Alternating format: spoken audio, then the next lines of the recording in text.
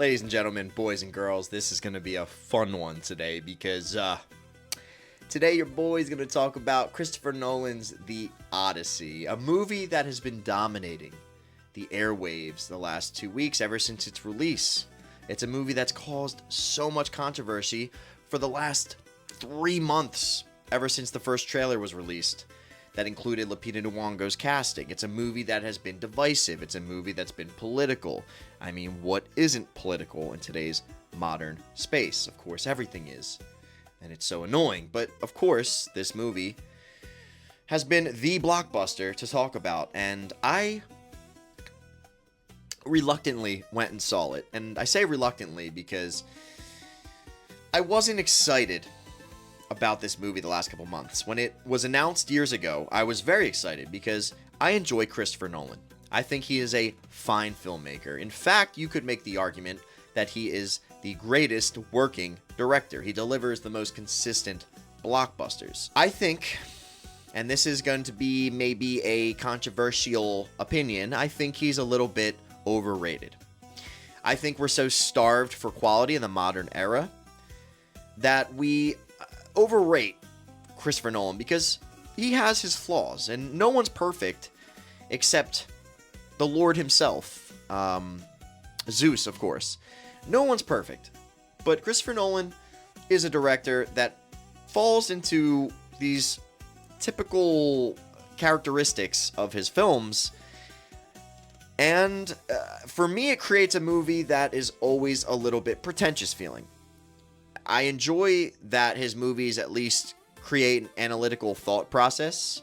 You have to think about his movies, especially a movie like Interstellar or Inception. He plays with time. I did not like Tenet. Now, of course, Oppenheimer came out prior to this, but 2 movies ago for Nolan was Tenet, and I thought Tenet was really mediocre. I mean, really a mediocre film. And Tenet, for me, embodies what Nolan kind of is. He is style over substance, and I think The Odyssey suffers greatly from this conundrum. I think The Odyssey, and maybe you can tell, but I didn't love The Odyssey. I thought it was a fine movie. I'm not going to bash it. I'm going to critically speak about it, and many of you may not like it, but I appreciate you sticking around because if you love movies, I'm your guy. And this is, in my opinion, going to be the most transparent, most honest review of The Odyssey that you can find on the internet. Because I put all my biases aside and I went into this just open. I wasn't expecting to be blown away, but I wasn't expecting to be let down. I just went into it open. But this movie was style over substance. And I'll get into more of why I feel that way later. But what I want to talk about is the reason that I found this movie to be just fine. It wasn't offensive. If you're one of them political people, which, I mean, who isn't, I guess, in the modern era, you're kind of forced to be political by every company, media outlet, by every peer. I mean, everything that you turn to is forcing you to be political in the modern era. But putting all politics aside, I wasn't thrilled when casting was released, and it's not because of anything to do with, oh, wow, you're just being racist, and it's like, stop. That's like the argument for a 12-year-old. I mean, be an adult. Let's have a real conversation. I'm all for representation in modern cinema. I'm all for representation. If an African folklore, if a Chinese folktale, if a story that comes from a certain culture is being told, I think it's the most fair thing to do to cast actors from that culture.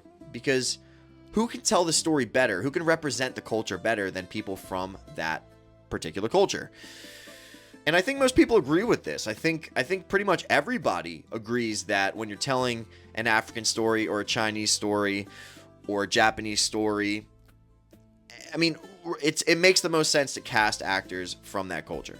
And for some reason, we're facing a phenomenon in the modern era where, well, that only applies to non-European demographics. So with the case of the Odyssey, I've heard every argument you can imagine.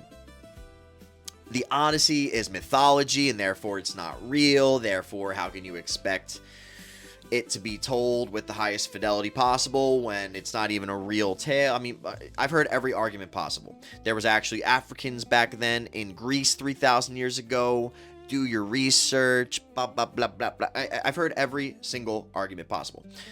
But the simple fact of the matter is, since this is a Greek story, since Homer is Greek, since every single person in the Odyssey and the Iliad, of course, since they are Greek and Trojan, it only makes sense to cast people who best represent those areas and those cultures.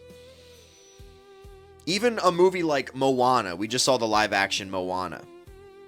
Polynesian actors were casted in that. That's not a real story. But for some reason, representation matters when it's not European people. But when it's European people, it doesn't matter. You're being racist if you complain that Lupita Nyong'o, who is of Kenyan descent, is playing Helen of Troy, who is a Spartan princess. But all that aside, and I'll talk about casting more, because there's a lot of problems I have with casting, not just ethnicity-wise, but people that just weren't right for the role. Okay, I'll talk about it right now. I mean, I guess when else am I going to talk about it? So, there's a moment in the movie. So there's one billed Greek actor in this entire movie. And he's given a scene in this movie where he speaks Greek. And there's a gentleman who's portraying Eurylochus. And it's not just because he's an Indian man who is from the UK and using an American accent. I mean, there's so much convolution with this adaptation. It's not just because of that. But it's a little bit, not a lot, not a little bit, a lot of it. It's a lot of bit ironic that, and it's not coincidental. I mean, Christopher Nolan is a smart guy. And I'll get back to that too, because there's something I want to talk about with that. But it's not coincidental that Christopher Nolan had an Indian man tell a Greek man in the movie that we are the Greeks for Mythica. So basically the way the scene plays out, I'm sure if you're watching this, you've seen the movie, and if you haven't, well, spoiler. It's a 3,000-year-old tale, so I think, spoilers are a little bit past due, but they're going to an island because they need supplies, they need food, and the villagers are scared of the Greeks for Mythica, and they're saying, you're the sea people. And Eurylochus, who, like I mentioned, is portrayed by a man whose last name's Patel, who's an Indian man. And as far as I know, there was no Indians back in ancient Greece. He looks at the Greek man in the eyes, and he says, we are the Greeks for Mythica. He tells a Greek man. I mean, it's beyond silly. It's beyond absurd. And I think anybody who's being fair, who's being objective, and who's not allowing politics to blind them, I think everyone can agree that that's silly. That's super silly. But ethnicity aside, Tom Holland was not good in this role as Telemachus, the son of Odysseus. Telemachus is a 20-year-old boy at the time of the Odyssey's telling, but I just didn't buy Tom Holland's portrayal. I don't think he gave a good performance, and I don't think he's a very good actor. He's good as Peter Parker, as Spider-Man, but that's because it's very light. There's not a lot of gravitas to that role. There's not a lot of drama being conveyed when you're playing Peter Parker, but when you're playing, and I will walk that back a little bit, he did a really good job in No Way Home when Aunt May dies, and he's very emotional. I mean, he did a good job there, but in this role, at least, he was not very viable, in my opinion, as Telemachus.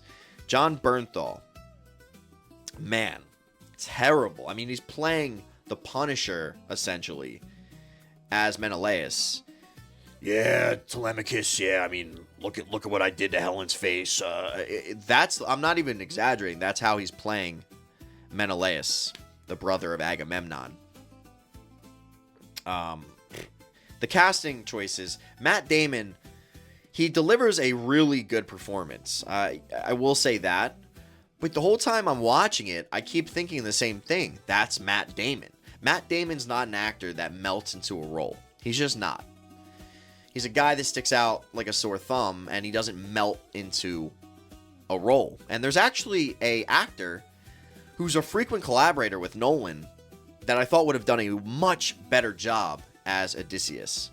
And like I said, I'm not saying Matt Damon did a bad job, but I think Christian Bale would have absolutely crushed the role of Odysseus. I think he would have nailed it. I think he would have done fantastic, and he would have melted into that role. Anne Hathaway as Penelope is fine. She delivers a good performance. Sometimes it feels maybe a little over-the-top melodramatic, but she does a fine job. But, again, it's not like I'm like, wow, this is the perfect actress to play Penelope. And you see this across the board in Nolan's The Odyssey.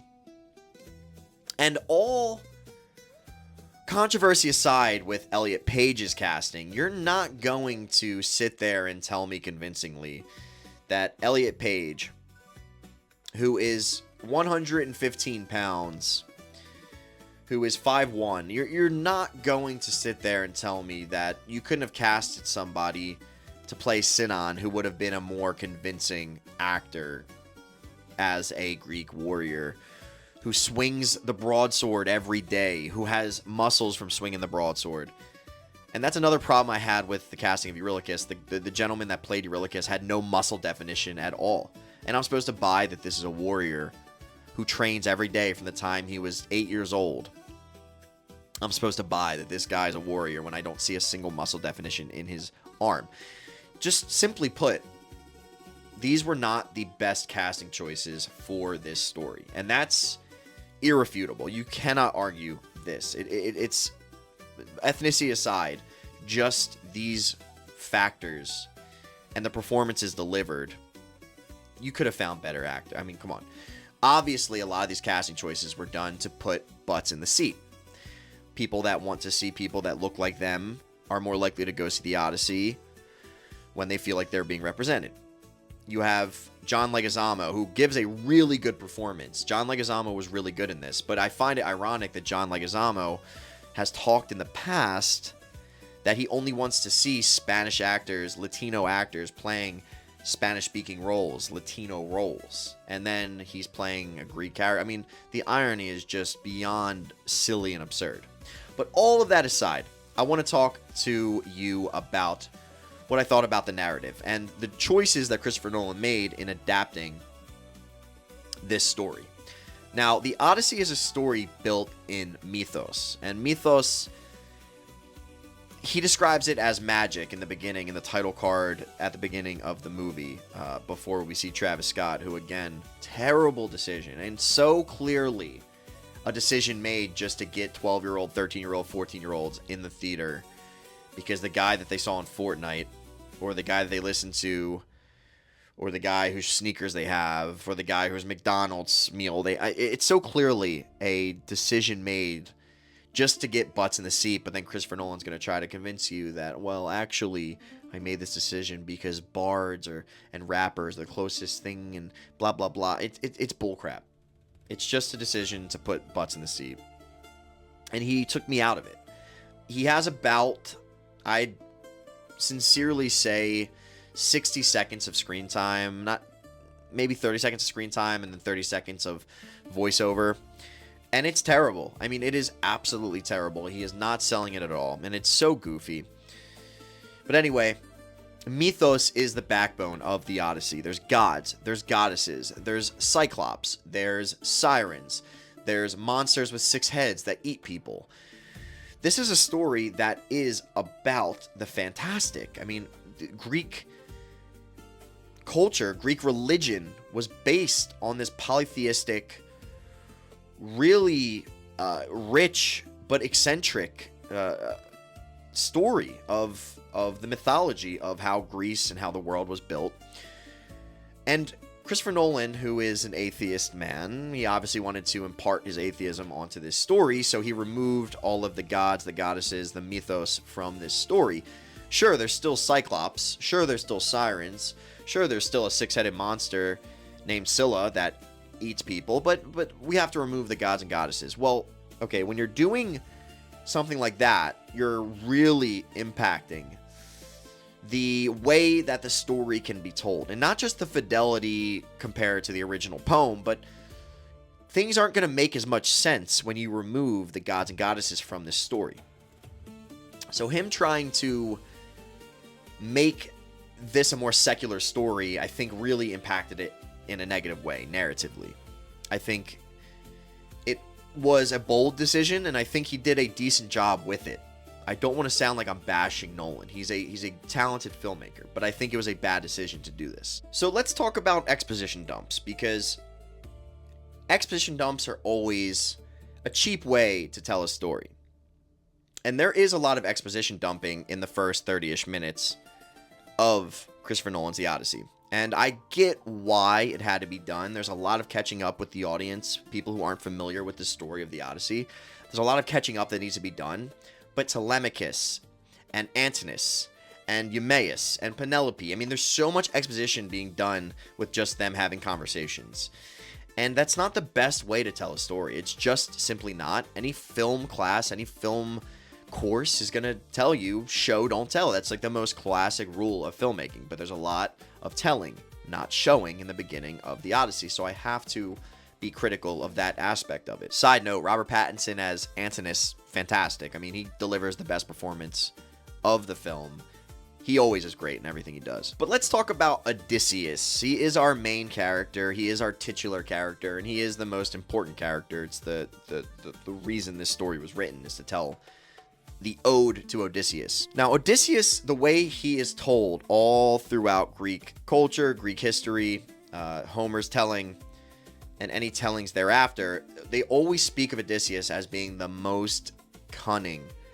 The reason he is so prevalent in heroic storytelling in the West is because of his cunning.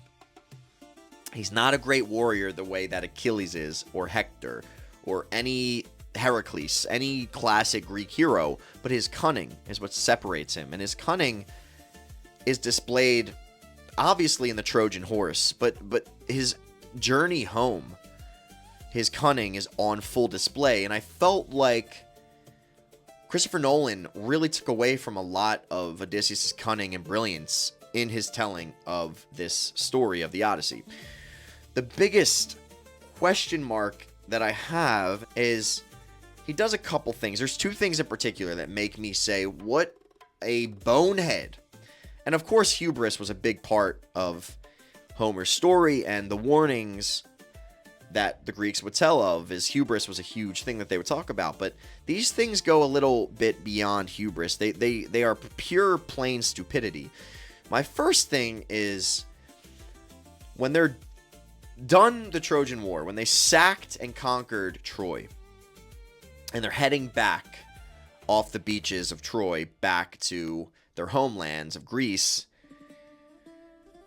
Eurylochus asks Odysseus, we're going to set sails, we're going to follow Agamemnon.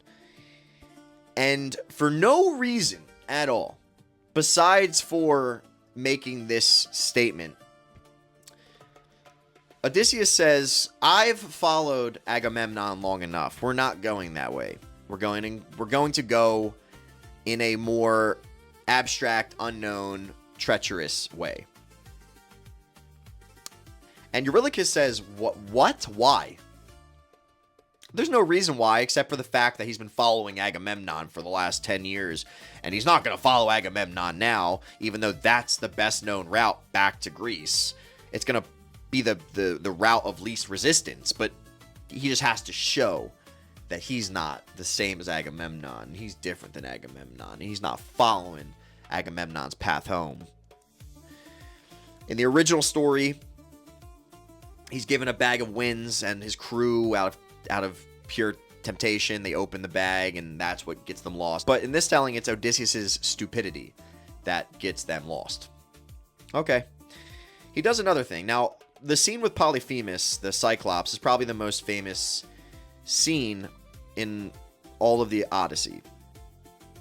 And I'm not just talking about Nolan's depiction of the Odyssey. I'm talking about in the retellings, people remember the Cyclops scene the most because I find that it exemplifies Odysseus' cunning the best. Because when he meets Polyphemus, the Cyclopes, they are a group of people, a race of people that they defy the way that the Greeks live. They don't follow typical manners the way that the Greeks do. They don't believe in Xenia or Zeus's law the way that the Greeks do, and then they operate differently, but they speak, and there's a lot of them. There's not just one, the way that we've seen in Nolan's adaptation. But when he meets Polyphemus in the original telling, he uses his cunning. Now, when Polyphemus asks him, "What's your name?" he tells Polyphemus, "Nobody." He says the Greek word for nobody. That's his name. So that eventually when they blind Polyphemus and he's screaming out, "I've been blinded by nobody," it's a very cunning way that Odysseus gets out of being attacked by the fellow Cyclopes, because all the other Cyclops, they say, "Oh, all right, he's been blinded by nobody, so there's nothing to see here." And then another thing that they didn't depict in this telling was they hang on the bottom of the sheep, because even though Polyphemus is blind now, he's feeling the top of the sheep to make sure if there's any soldiers leaving, he can grab them. They hold onto the bottom of the sheep in the original poem, but in this they're just crawling out. Okay, fine. The really stupid part, the part that makes zero sense, is when Polyphemus, if I recall correctly, throws maybe a helmet. There's like a helmet out of one of Odysseus' troops. And in a fit of rage, he turns back to Polyphemus and shoots him with an arrow. They're already out in the clear. Polyphemus, sure, he's pissed, but he's not enraged the way he's about to be when he gets shot with an arrow. So Odysseus, in an act of pure stupidity, shoots Polyphemus with an arrow, and Polyphemus begins to chase Odysseus and his crew, and begins throwing boulders at them, and it's just so stupid. It's just that moment. What was the point of writing that, Nolan? That's my question for Nolan. Combine that with the moment where he doesn't want to follow Agamemnon's path just because he doesn't want to follow Agamemnon anymore, even though it's the path that they know will get them back easiest to Ithaca. You combine that with his decision to shoot Polyphemus with an arrow, and it's just, why did you write Odysseus to be a moron? There's no other way to put it. You can describe it, maybe he's vindictive. He, in an act of revenge, he shoots Polyphemus, but man, just so dumb. It's just so silly. And in the original telling, Polyphemus, yeah, he chases them, but they're scot-free. I mean, they're in the clear, but because of Odysseus' hubris, because of his pride, he turns back to Polyphemus and he says, "I want you to know that I am Odysseus and I'm not nobody, and I did this to you." And that's how Polyphemus tells his father, Poseidon, "Odysseus did this to me." Poseidon already doesn't like Odysseus for prior transgressions against him and the gods, and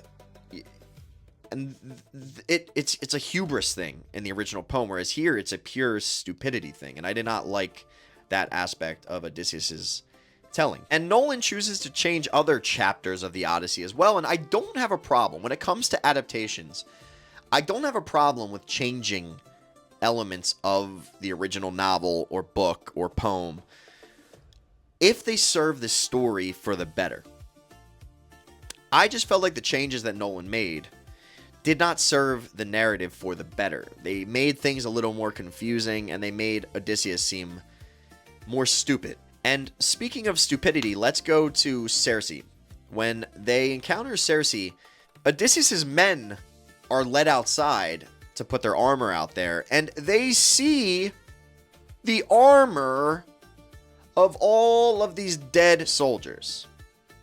Duh. There's all this armor out there. It's a graveyard of armor, and they already sense that there's something weird going on. So you would think anyone with a brain, anybody with any semblance of a brain, especially war veterans who have seen a lot of stuff and are probably really weary of the intent of mankind, you think they would say, oh God, we're taking our armor off and there's all this armor here, but there's no men around. So no, they still take their armor off, and the scene ensues where Cersei turns them into pigs. And I thought this scene was probably the standout scene in the entire movie. I thought this was the best scene. The practical effects here shined. They were fantastic, horrifying, some of the best body horror I've ever seen. It was awesome, and I enjoyed this scene the most, I would say, in this entire film. But even the way that they tell this part of the story, the way that Nolan decided to write this part of the story, it's a lot different. In the original poem, this chapter is a year-long thing.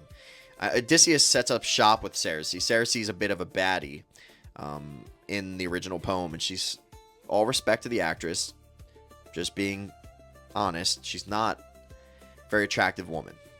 She did a great job, though. She did an absolutely great job. But in the original telling, she's a baddie. She seduces Odysseus. Odysseus stays there for a year under Cersei's control. We don't see any of that. This is like a day. This is like a 3-hour long encounter. So that aspect of it is changed. And again, we see a demonstration that these soldiers and Odysseus are idiots. And of course, we get a feminist rant from Cersei, which, okay, it's not the most egregious feminist rant, but it is a rant about how men are pigs and the men were going to, assault her, even though in the context of this particular telling, they were being really nice. They listened to all of her commands by putting down their armor, putting down their weapons. Okay, whatever, fine. It's not even a big deal. I'm not gonna let that affect my overall interpretation of the narrative. Another problem I have with changing the original text is with the scene with Calypso. All the scenes with Calypso. Calypso in the original story, she's a goddess. And she forces Odysseus to stay for 7 years on her island with her.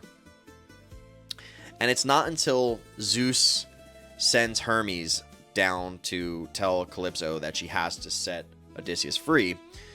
It's not until then that we see him actually finally get free. And every single night, he goes to the shore and he cries. He cries because his entire desire throughout this entire story, the entire story of the Odyssey, the driving factor is nostos. It's the desire to return home, the desire to be reunited with those that you love, and that life without your home and those that you love is meaningless.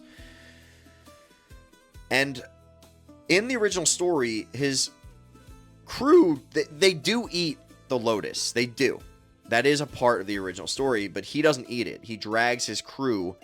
He has to drag them because the lotus, as we saw in the film, it makes you drugged, essentially. It makes you forget everything. And okay, this change that he made with the Calypso portions, you would never know. I mean, Calypso is just a hot chick that lives by herself on a random beach, which doesn't make much sense at all. If he gave context to what Calypso was, if he didn't remove the mythos, like I mentioned earlier, from this story, if Calypso was a goddess, this would make a whole lot more sense. She's a goddess. She's keeping him there against his will. But instead, he's eating the lotus and he's drugged up. And I guess it's a take on PTSD. He's depicted as having regret and trauma from what happened with Troy, which is not part of the original story at all, which is another problem I have with this telling, is Odysseus was never regretful, was never ashamed of what he did with Troy. He was proud of his sacking of Troy. And The only trauma he had associated with it was the men that he's lost along the way and the time that he lost with his loved ones, not that he regrets what he did to the Trojans. But okay, he's eating the lotus. And what's really bizarre about all this Calypso stuff, and what makes zero sense, is she's like being his therapist. She's trying to elicit information from him. She's trying to help him recall what happened. But this makes no sense. She doesn't want Odysseus to leave, yet through her actions, she is convincing Odysseus to leave. It makes no sense. Wouldn't she be trying to just like convince him to like keep eating the lotus and not to recall what happened? But instead, she's helping him through it. She's helping him remember and essentially helping him usher into his departure, which makes no sense at all.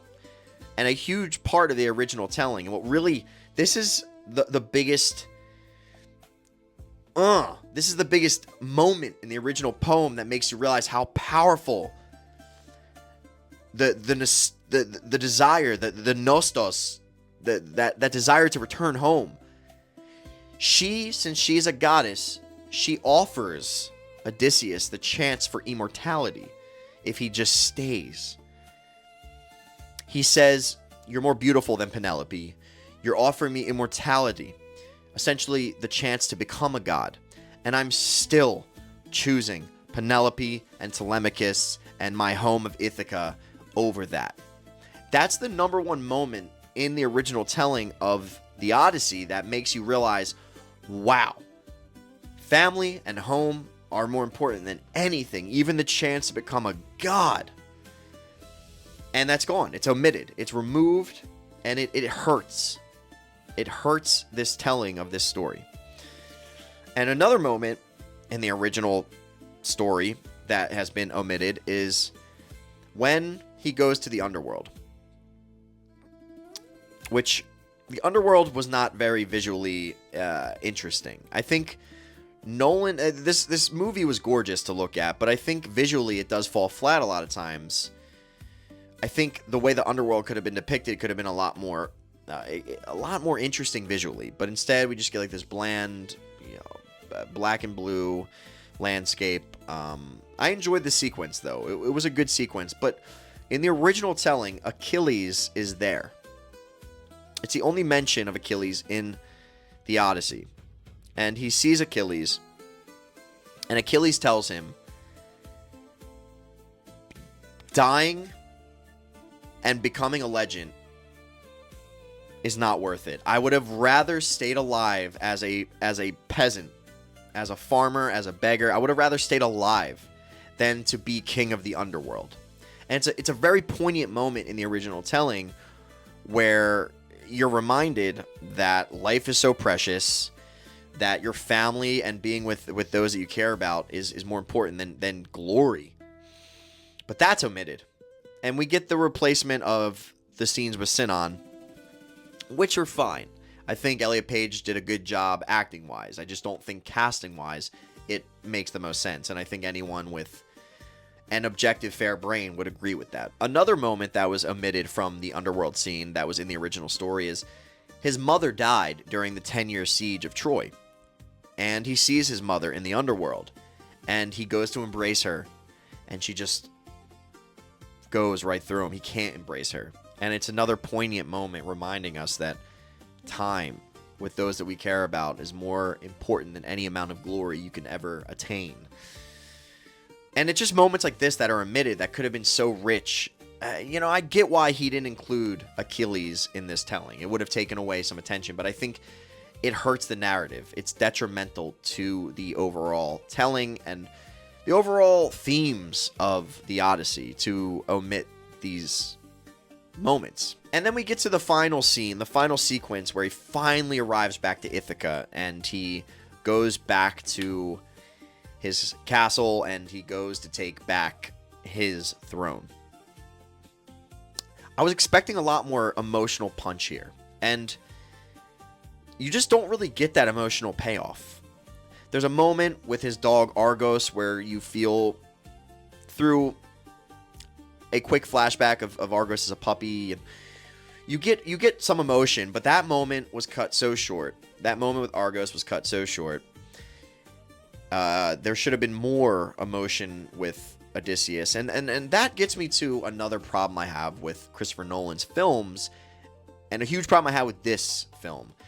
The characters are so flat and so personality devoid.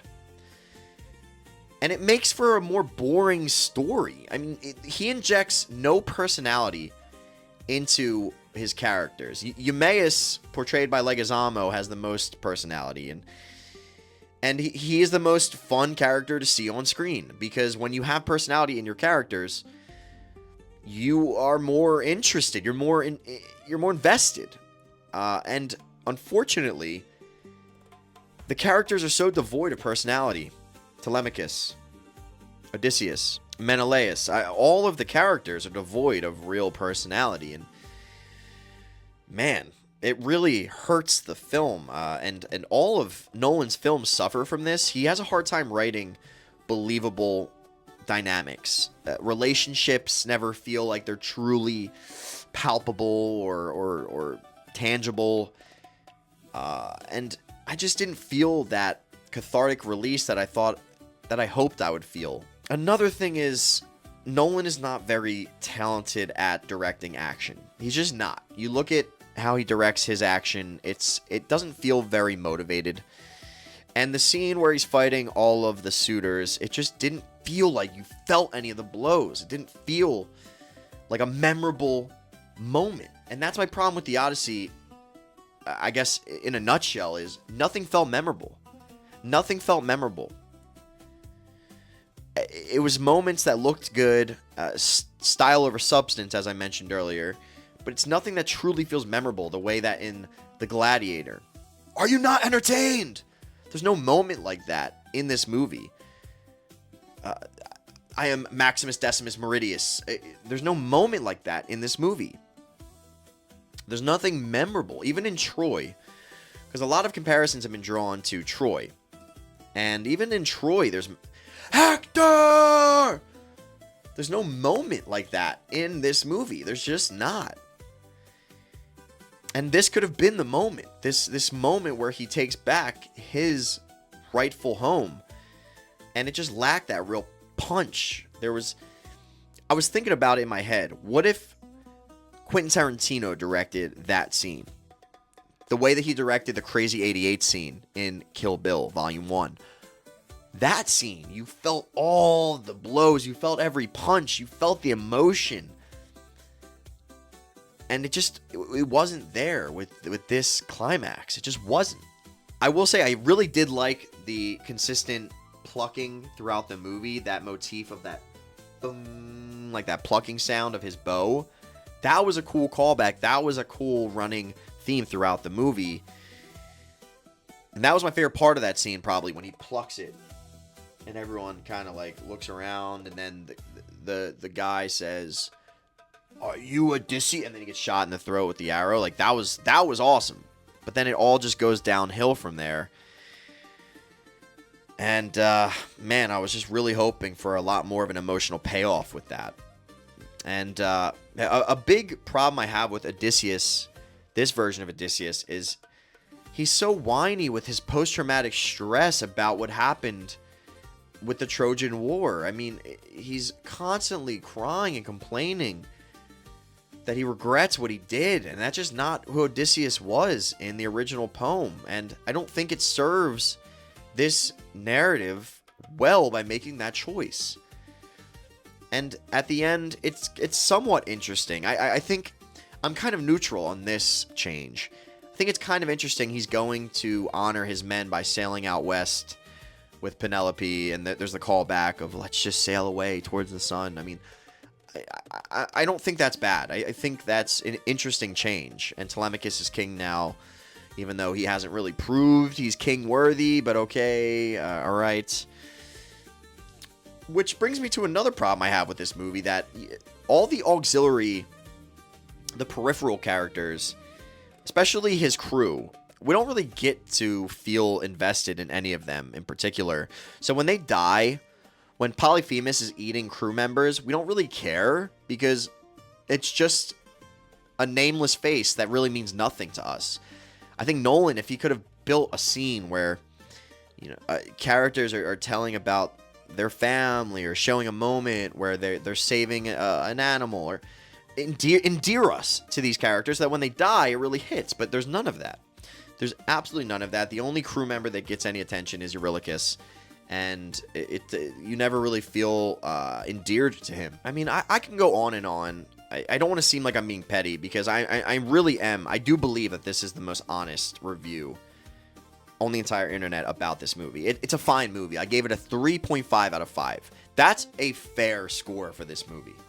All the 5 out of 5s that I'm seeing, it's like they're buying into the hype. There's a phenomenon that I attach to Christopher Nolan. Christopher Nolan, and it's not even necessarily him, but the aura around him. There's been this, I call it the Nolan fallacy, that if you love Nolan, you're brilliant. That's the Nolan fallacy. There's been this push in the film space that if you like Nolan, if you love Nolan, if you get Nolan, you're brilliant, because Nolan's brilliant. And if you get it, then you're brilliant. And I think that there's this fallacy, the Nolan fallacy, with this. I think we're seeing it.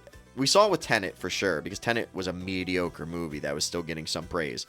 But we're getting so much praise with this movie. I think we're really seeing the Nolan fallacy at its all-time peak, because this is a fine movie, but it's not exceptional. It's just not. It's just not. And everything exceptional about it is because it's being based on a story that's lasted thousands and thousands of years, because of how rich and how incredible the story is. And this movie is just fine.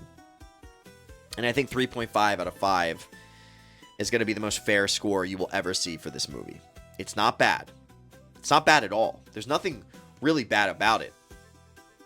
But it's not amazing. It's not a masterpiece. It's not incredible. It's not transcendent. It's just not. And the people that tell you it is, they're just falling for the Nolan fallacy. If you did think it's a 5 out of 5 incredible masterpiece, I would love to hear in the comments why. I love talking about this stuff, because art is subjective ultimately. And I don't ever want to sound like I'm the authority and I'm the end all be all. I'm just a guy that likes movies on YouTube. And I don't want to sound like I'm being so arrogant and falling for the hubris that the Greeks warned us about. But I do think I'm looking at this very objectively, and I do think, with all of this considered, it's a 3.5 out of 5. It's a fine movie. And that's the easiest way to summarize this experience. Is it a bad experience in the theater? No. Is it an experience I'll remember? No. And it's that simple. I guess, like, to end this video, I want to give a couple side notes of things that I didn't love, and then I want to end it on a positive note of what I did love about the movie. A couple side notes is, I thought the character designs for the monsters were a little bland, especially Scylla. Now, Scylla, in the original telling, she's a woman that's turned by Cersei into this monster.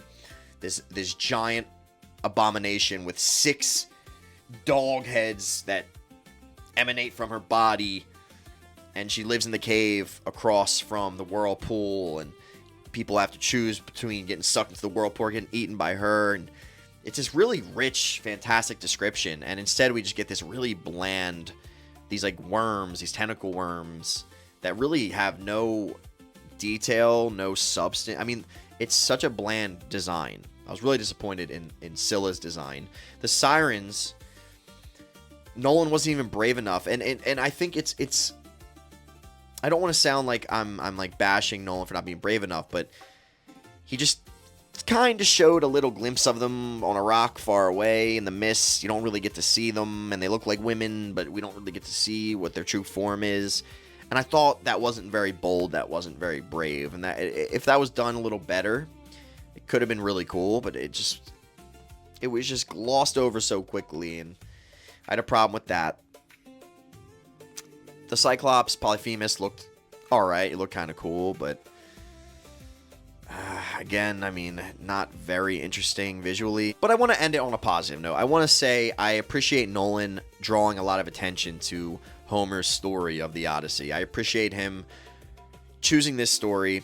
Whether I feel like he bastardized it or not, it did draw a lot of attention to the story of the Odyssey.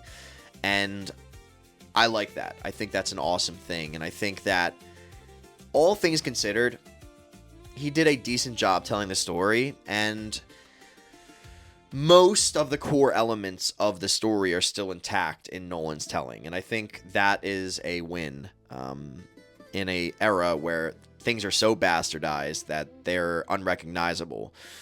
So I just want to end it on a positive note and say that. And yeah, I would love to hear what you guys thought about Christopher Nolan's The Odyssey. If you love movies, I'm the channel for you. I'm the guy. I'm a very nice guy. I'm a very friendly guy. I would love to hear from you in the comments. I'm just a guy that loves movies. And I just want to have rich dialogue with people about movies. So don't hate me. Don't be mad at me. Let's be friends. So, all right. That's all I got for you guys. Stay tuned for the next video. Tay out.